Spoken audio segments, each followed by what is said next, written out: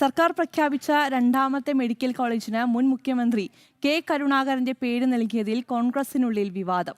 മുന്നണിയുമായോ മന്ത്രിസഭയുമായോ ആലോചിക്കാതെ ആരോഗ്യമന്ത്രി കെ മുരളീധരൻ തന്നിഷ്ടപ്രകാരം തീരുമാനമെടുത്തുവെന്നാണ് വിമർശനം.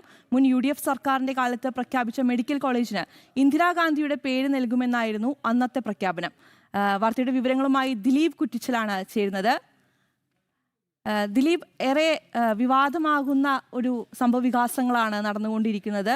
ആരോഗ്യമന്ത്രിക്കെതിരെ പാർട്ടിക്കുള്ളിൽ തന്നെ വിമർശനം വരികയാണ്. എന്തൊക്കെയാണ് വാർത്തയുടെ കൂടുതൽ വിശദാംശങ്ങൾ?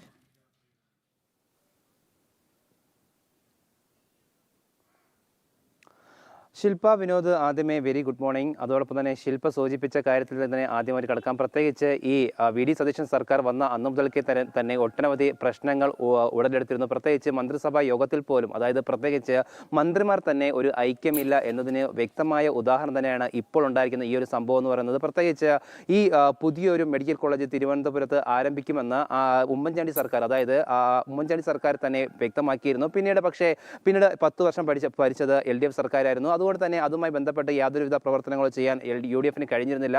ഇത്തവണത്തെ ആദ്യ ബഡ്ജറ്റിൽ പോലും VD സതീശൻ വ്യക്തമാക്കിയത് പോലും ഇത് തന്നെയാണ്. തിരുവനന്തപുരത്ത് രണ്ടാമതൊരു മെഡിക്കൽ കോളേജ് വരും എന്നടക്കമുള്ള കാര്യം അദ്ദേഹം വ്യക്തമാക്കിയിരിക്കുന്നു. ആ ഒരു പശ്ചാത്തലത്തിൽ സ്വാഭാവികമായിട്ടും ഉമ്മൻചാണ്ടിയാണ് ഈ ഒരു പ്രസ്താവന അല്ലെങ്കിൽ ഈ ഒരു മെഡിക്കൽ കോളേജ് വരുന്ന കാര്യം ആദ്യമായിട്ട് പറഞ്ഞത്. ആ സമയത്ത് പോലും ഈ ഒരു മെഡിക്കൽ കോളേജിന് ഇന്ദിരാഗാന്ധിയുടെ പേര് നൽകും എന്നാണ് അന്ന് അദ്ദേഹം വ്യക്തമാക്കിയത്. പക്ഷേ ഇത്തവണ ആരോഗ്യമന്ത്രിയായിട്ട് കെ കരുണാകരൻ വന്ന സമയത്താണ് കെ മുരളീധരൻ വന്ന സമയത്താണ് ഈ പുതിയതായിട്ട് സ്ഥാപിക്കാൻ പോകുന്ന ഈ തിരുവനന്തപുരത്തെ മെഡിക്കൽ കോളേജിന് കെ കരുണാകരന്റെ പേരിടും എന്നടക്കമുള്ള കാര്യങ്ങൾ അദ്ദേഹം വ്യക്തമാക്കിയിരിക്കുന്നത്. അതേസമയം ഇത് മന്ത്രിസഭയിലോ അതോടൊപ്പം തന്നെ മുന്നണിയിലോ ചർച്ച ചെയ്തില്ല എന്താണ് ഏറ്റവും വലിയ ഒരു ആക്ഷേപമായിട്ട് മുന്നണിയും അതോടൊപ്പം തന്നെ മന്ത്രിസഭയിലെ മറ്റു മന്ത്രിമാരും ഉയർത്തുന്ന ഏറ്റവും വലിയ ആക്ഷേപം എന്ന് പറയുന്നത്. പ്രത്യേകിച്ച് തന്നിഷ്ടപ്രകാരം കെ മുരളീധരൻ തന്നിഷ്ടപ്രകാരമാണ് ഇക്കാര്യങ്ങൾ എടുക്കുന്നതെന്നും മുന്നണിയിലോ അതോടൊപ്പം തന്നെ മന്ത്രിസഭയിലോ ഇക്കാര്യങ്ങൾ ചർച്ച ചെയ്തില്ല എന്നടക്കമുള്ള കാര്യമാണ് അവർ ഉന്നയിക്കുന്നത്. എന്തായാലും ഈ ഒരു വിഷയത്തിൽ എന്ത് പേര് നൽകും, അല്ലെങ്കിൽ ഈ